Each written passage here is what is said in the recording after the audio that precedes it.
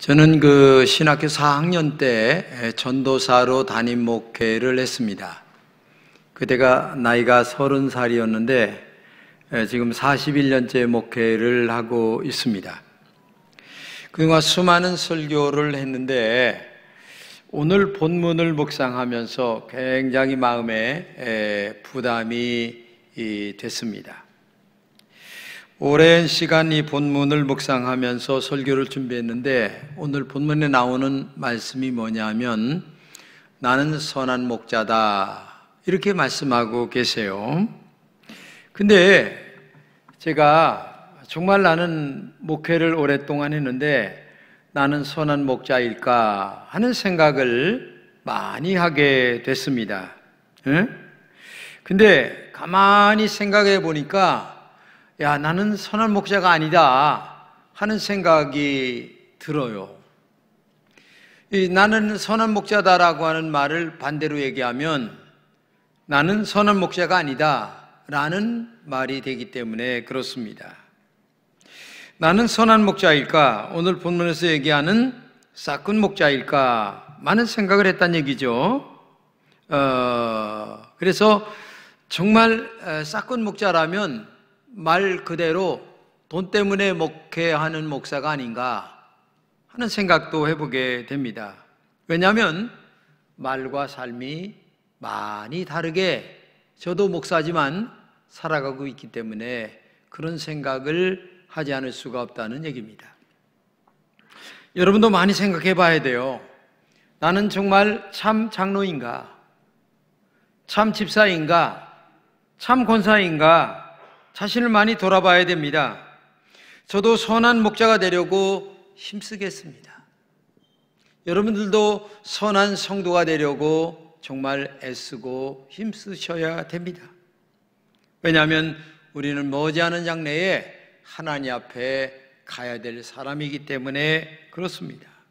그렇기 때문에 오늘 이 시간 자신을 많이 돌아보면서 정말 좋은 신앙인이 되려고 하는 그런 시간이 되었으면 하는 생각이 듭니다. 그러면 선한 목자는 어떤 목자일까? 첫째는 양을 위하여 목숨을 버린다. 오늘 본문 11절입니다. 나는 선한 목자라. 선한 목자는 양들을 위하여 목숨을 버리거니와. 이 목숨이라고 하는 말은 생명을 얘기하죠. 주님은 양들을 위해서 생명을 버렸습니다. 생명을 버렸다는 말은 최고의 가치를 너희를 위하여 내가 버렸다 라는 얘기입니다. 왜?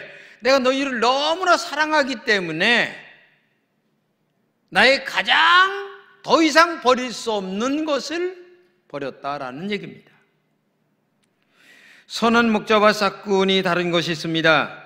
선한 목자는 양들을 위하여 목숨을 버리지만 싹군은 자신을 위하여 양들을 희생시킵니다. 싹군은 말 그대로 싹을 위하여 존재하기 때문에 그렇습니다. 세상에 자칭 내가 선한 목자라고 하는 사람들이 얼마나 많이 있습니까? 스스로 목자라고 일컫는 사람들이지만 그들은 사기꾼에 불과한 사람들이 많이 있습니다. 양을 속여서 생명을 노락질하는 목자들입니다. 이들은 양을 위한 목자가 아니라 자신을 위한 목자입니다. 양을 살찌우는 목자가 아니라 반대로 양의 생명을 노략질하기 때문에 그렇습니다. 이 양을 보면은 귀가 어둡고 눈이 어둡고 그 다음에 순박합니다. 그래서 목자가 없이는 도저히 자기들이 먹을 풀이 있는 곳으로 찾아갈 수가 없습니다.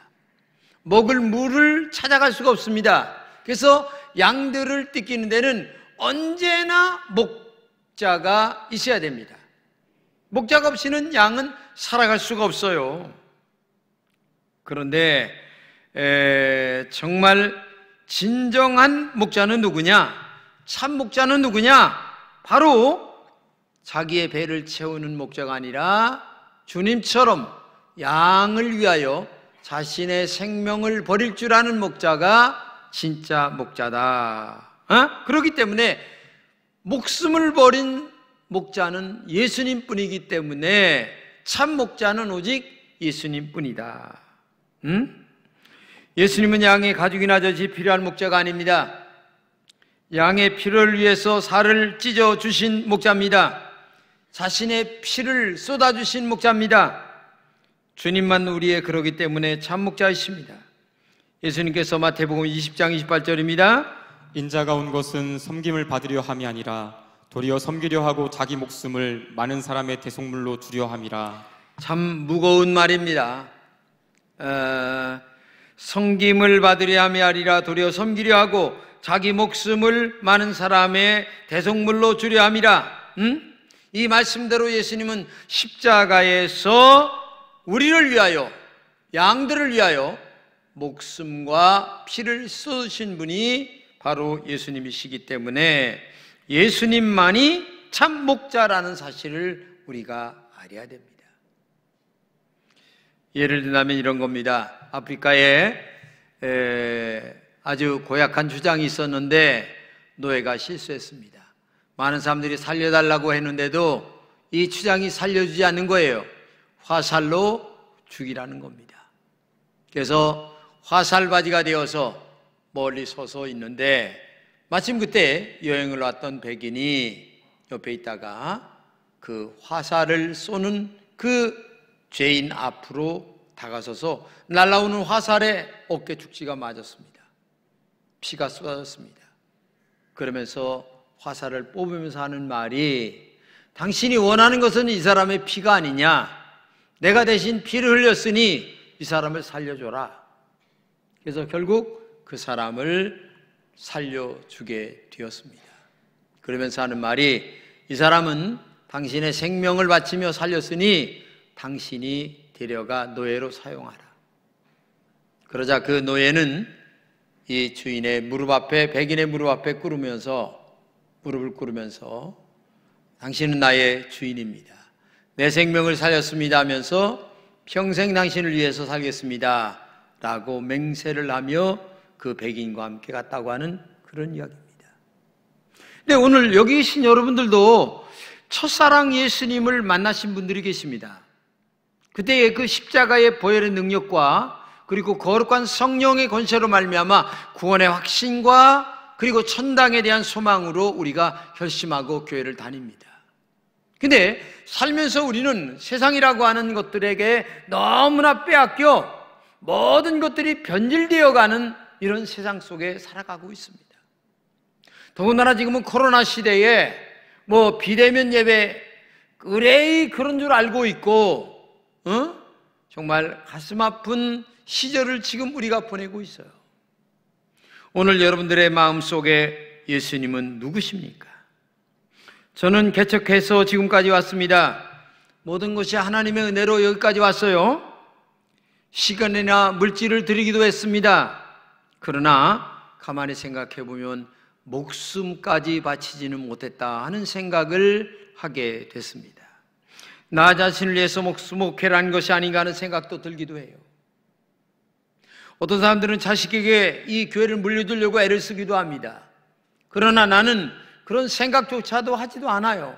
그런데도 마음속에 너무나 부끄러워요. 왜? 내가 참 목자인가? 양들을 위하여 정말 나의 생명을 바칠 수 있는가? 말과 삶이 같은 삶을 살았는가? 라고 질문해 볼 때에 너무나 부끄럽고 죄송스럽고 마음이 아프기만 합니다. 왜? 말과 삶이 다른 것들이 내 내면 속을 달아볼 때에 너무나 많이 있기 때문에 그래요. 그래서 지금도 눈물을 흘리면서 회개할 뿐입니다. 여러분들이 잘 마칠 수 있도록 기도해 주시면 정말 감사드리겠습니다. 인간은 알게 모르게 짓는 죄들이 너무나 많이 있는 것들이 인간이기 때문에 그렇죠. 그런데 예수님은 우리를 위하여 목숨을 버려주신 참 목자라는 사실을 기억하시고 그분만이 우리가 따라갈 진정한 목자다. 이걸 꼭 기억해 주시기를 바랍니다. 두 번째는 양들과 공감하는 목자입니다. 14절 이하입니다. 나는 선한 목자라. 나는 내 양을 알고 양도 나를 아는 것이 아버지께서 나를 아시고 내가 아버지를 아는 것 같으니 나는 양을 위하여 목숨을 버리노라. 여기 두 번째 굉장히 중요한 것은 뭐냐면 나는 내 양을 알고 양도 나를 안다. 한마디로 얘기하면 공감한다는 얘기입니다. 목자와 양이 굉장히 공감한다. 근데 이 안다라고 하는 말을 원어를 번역하면 이런 말입니다. 지식적으로 배워서 안다, 그런 것들이 아니라 경험하여 안다, 이런 말입니다. 이 경험하여 안다는 말을 조금 더 쉽게 얘기하면 부부관계와 같다, 그런 말이에요.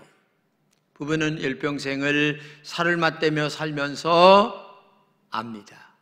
생각도 알고 느낌도 알고 어떤 마음을 갖고 있나를 다 압니다. 성격도 압니다. 겉과 속을 다 압니다. 보이지 않는 인성까지 다 압니다.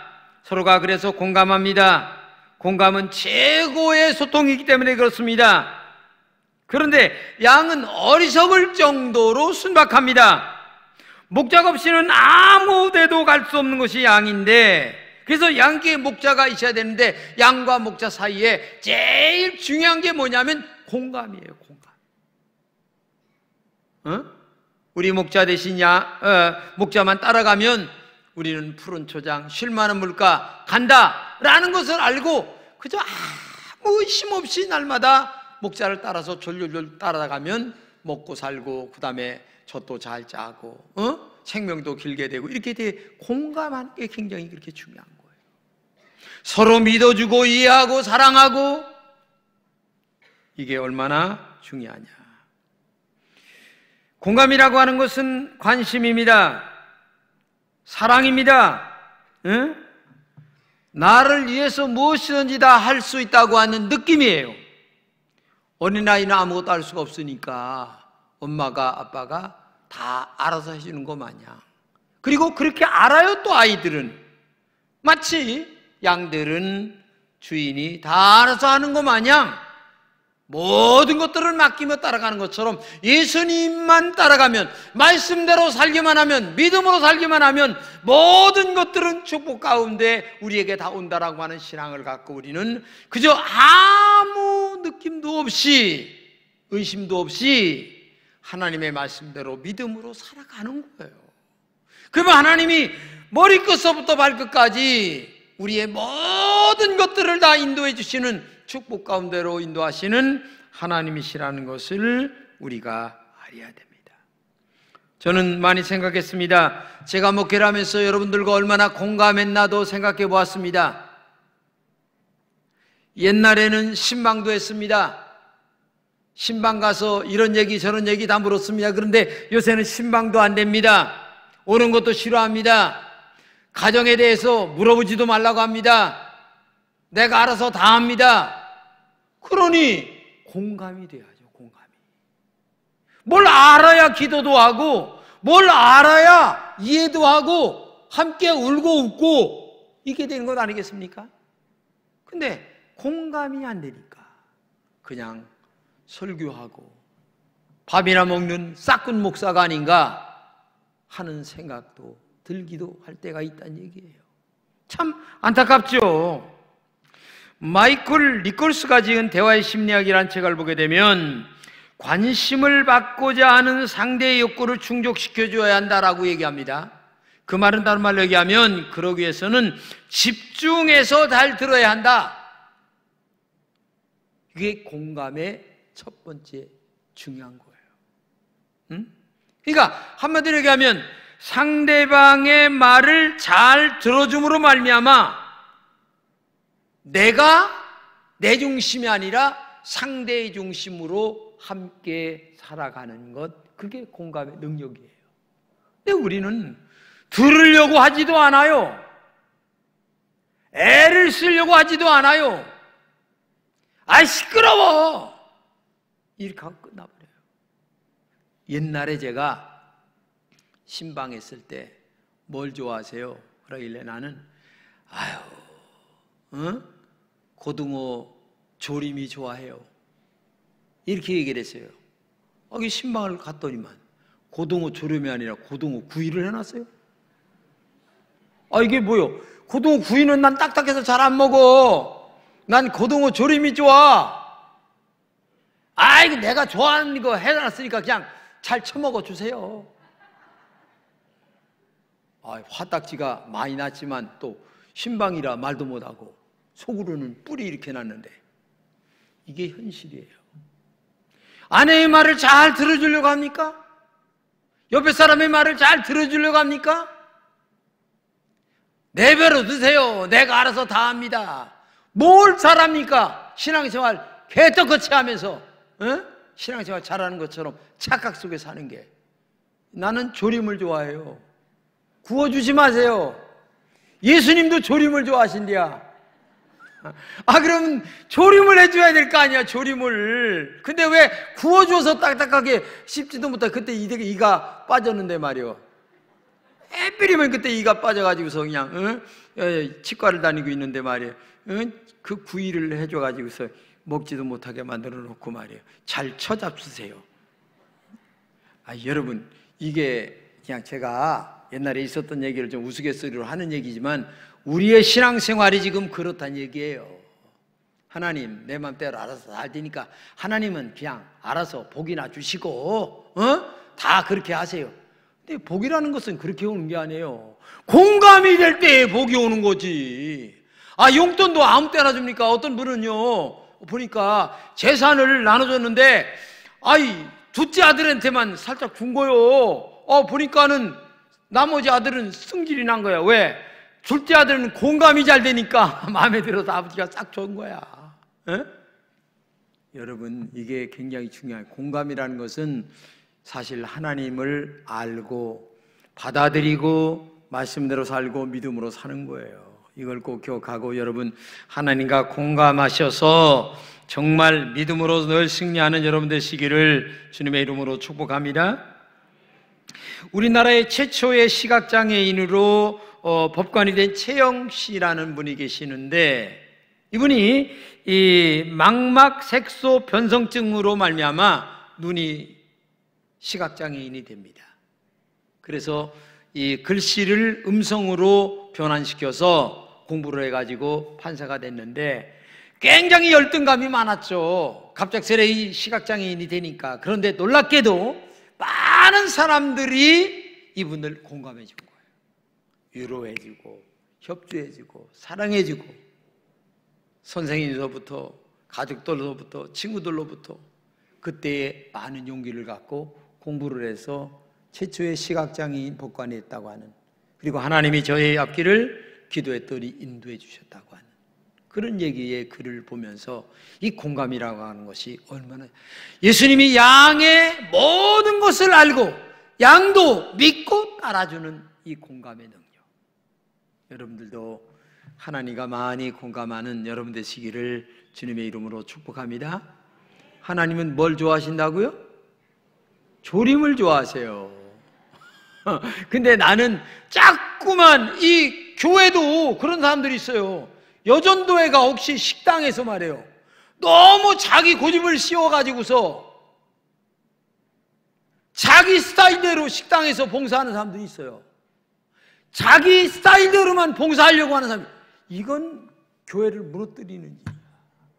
당에도 그러면 안 돼요. 장로님이 오셔가지고 자기 고집만 내세우면 되겠어요? 교회를 먼저 생각을 해야죠. 교인을 먼저 생각해야죠. 목사의 목회를 먼저 도와주려고 해야죠. 그게 진짜 공감하는 능력이에요. 이걸 기억하면서 예수님은 뭘 좋아하신다고? 조림을 좋아하시는 거야. 이것만 꼭 기억하는 여러분 되시기를 주님의 이름으로 축복합니다.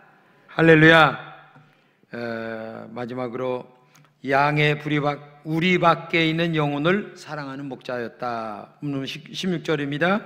또 이 우리에 들지 아니한 다른 양들이 내게 있어 내가 인도하여야 할 터이니 그들도 내 음성을 듣고 한 무리가 되어 한 목자에게 있으리라. 여기 이 말이 무슨 말이냐면 예수님께서 참 중요한 말씀을 하시는 거예요. 양의 우리 안에 있는 사람과 양의 우리 밖에 있는 사람, 이걸 얘기하는 거예요.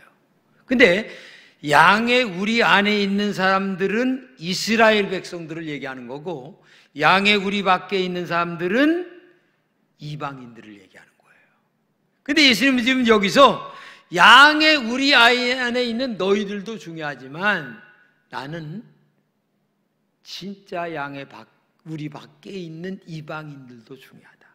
이게 한마디로 얘기하면 이 영혼에 대한 책임이 이미 국한되어 있는 안에 들어온 사람들도 중요하지만 저 밖에 있는 사람들도 얼마나 중요하냐, 이걸 지금 말씀하고 있는 거예요.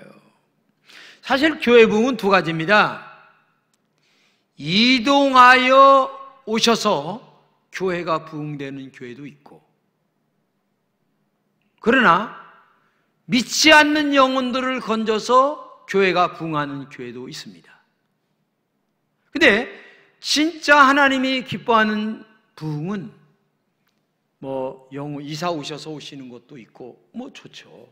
근데 진짜는 영혼을 건져야 되는 거죠.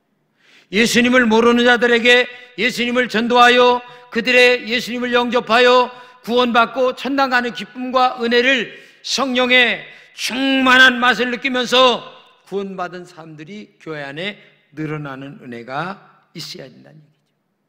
사실 교회 밖에 우리 안에 못 들어와서 서성거리는 영혼들이 얼마나 많이 있는가를 여러분 알아야 돼요. 근데 우리는 그런 영혼들에 대해 관심이 별로 없어요. 저는요, 하루에 아침이면 20명에게 믿지 않는 분들에게 카톡을 꼭 보내는데 성경 말씀을 보냅니다. 꼭 보내는데 아주 꼭 필요한 말씀만 보내요, 제가. 근데 그분들에게 양해를 구했어요. 내가 금천교회 목사인데 당신들에게 성경 말씀을 보내도 되겠느냐, 양해를 구하고. 근데 보내면 좋죠. 그래서 구해서 보내는데, 보낼 때마다 한 분 기도를 하고, 보내고 나서 하루에 몇 번씩 그분들을 위해서 기도를 하고. 근데 우리 라인에 한 분이 있어요. 여자분 한 분이 계시는데 가끔 만나요.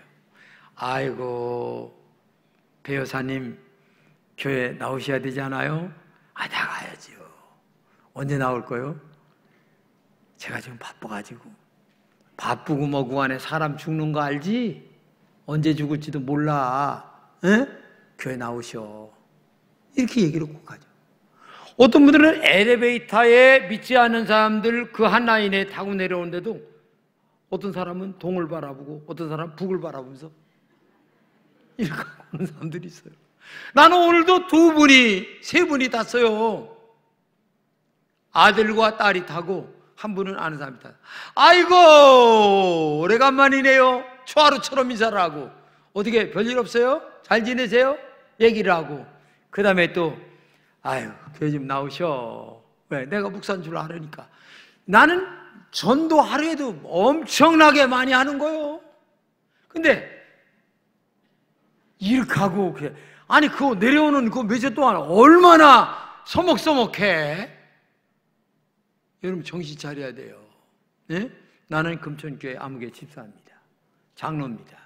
아유, 교회 좀 나오세요. 우리 목사님 설교 한번 들어보시면 뿅 갑니다. 아이, 빈말이라도 그렇게 말을 해야 될 거 아니요? 나 참 이게 이상해. 어떻게 그렇게 하고 내려오는지 알 수가 없어요. 미국 오하이오주의 농촌 마을인데 아침에 어느 집사님이 이렇게 교회를 가는데 네 아이가 있는 거예요. 이 아이들을 전도를 했어. 아이가 쫄쫄쫄 따라왔는데 반을 맡기고 갔는데, 야, 이 아이들을 내가 가르치면 좋겠다 하고 반을 그 다음 주서부터 자기가 맡은 거예요. 그래서 열심히 가르쳐서 믿음을 심고, 그 다음에 아이들에게 구원의 확신과 천당의 소망과 그 다음에 공부 열심히 하라고 하면서 했는데, 나중에 이제 거의 80이 넘어서 은퇴를 할 때에 다 축전이 하나씩 와 달라왔어요. 하나는 중국의 선교사한테, 하나는 연방 은행장한테, 하나는 대통령 비서실장한테, 하나는 대통령인 후보 대통령한테 축전이 온 거야. 은혜롭게 교사 교회학교 선생님을 마치게 됨을 축하한다. 자기가 전도하고 맡긴 가르친 아이들이 그렇게 훌륭한 역사의 인물이 됐다는 얘기예요. 얼마나 보람 있겠어요. 얼마나 기쁘겠어요. 에? 여러분, 이런 기쁨과 은혜가 이 영혼 사랑하는 마음 속에서 있다는 것을 꼭 기억해야 돼요. 누가 진정한 목자입니까? 누구의 인도를 받아야 합니까? 우리의 영혼의 목자이며 육과 영혼과 모든 것을 책임져 주시고 축복하시는 진정한 참 목자이신 예수 그리스도, 그분만이 우리의 진정한 목자임을 기억하면서 평생토록 인간은 실망시킬 수 있겠지만은 사람은 실망시키지 않아요. 그래서 하나님은 실망시키지 않아요. 어떤 사람은 사람 때문에 교회 안 나오는 사람이 있어요. 여러분, 그건 미련한 인간이에요. 사람은요, 나도 그렇고 누구도 그렇고 다 정직하다 할지라도 그렇게 정직하지 못해요. 응?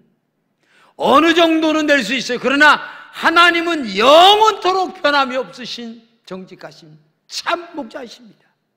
그분만이 영원히 속지 않는 분이시고 그분만이 우리가 따라갈 분이심을 기억하면서 나는 참 목자다라는 이 예수님을 평생토록 따라가고 헌신하는 우리 금천의 모든 성도들이 되시기를 진심으로 축복합니다. 기도하겠습니다. 하나님 감사합니다. 우리 금천의 모든 성도들에게 진정한 우리의 목자가 되신 예수님만을 따라가는 하나님의 종들이 되게 하여 주시옵소서. 평생토록 변함이 없고 우리에게 생명을 주시고 공감해 주시고 이방인의 영혼까지 사랑하시는 그 예수님만을 평생 따라가려고 마음에 다짐하는 금천의 모든 성도들이 되게 하여 주시옵소서. 예수님의 이름으로 기도드립니다. 아멘.